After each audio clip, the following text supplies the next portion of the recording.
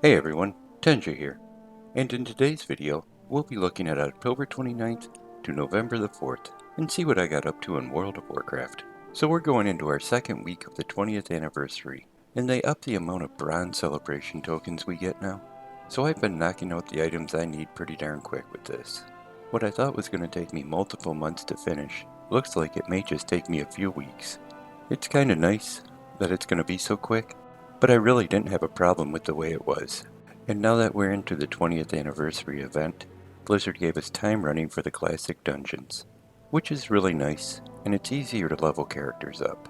I was doing the main storyline through each of the 4 zones, and that was getting me pretty close to level 80, but now I can just level my characters through time walking, and I can switch from character to character really easy this way, and continue the leveling process. I enjoy switching up characters I play every day, so this is a way better method.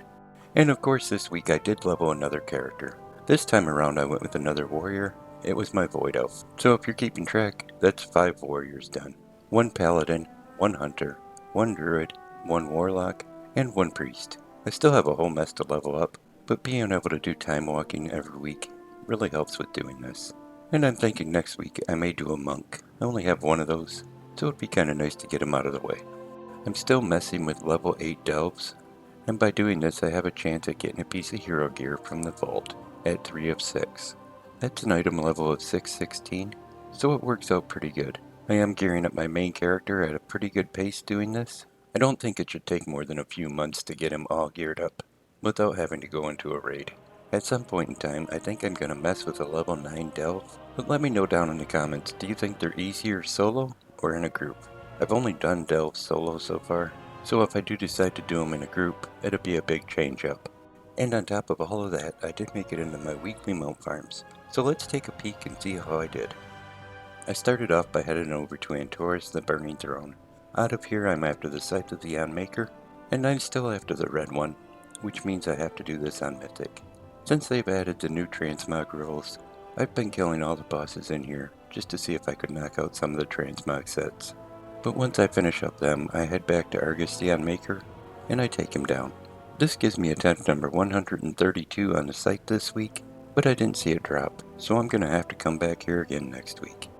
Next on my list is the Ny'alotha Allseer. This drops in Ny'alotha, the Waking City, and again, this needs to be on Mythic. Once I'm over there, I make sure I'm set to Mythic and I head in. I work my way back to Ny'alotha the Corruptor and take him down. This week I get attempt number 18 on the mount, but I didn't see it drop again, so I'm going to have to come back here next week also. Now I headed over to the Sanctum of Domination.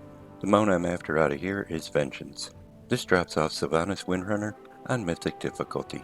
This one I'm not quite able to solo yet, so I need to find a group in Group Finder, but once I do, we head in, work our way back to Sylvanas, and take her out. This week I got attempt number 27 on the mount, but I didn't see it drop, so I'll be back here next week. And now I went after the last mount I'm currently farming this week, and that's the Zareth Overseer. This one drops in the sepulture of the first one, off of the jailer, and it has to be on Mythic again. This is one I can't quite solo, so again I have to find a group in Group Finder for it.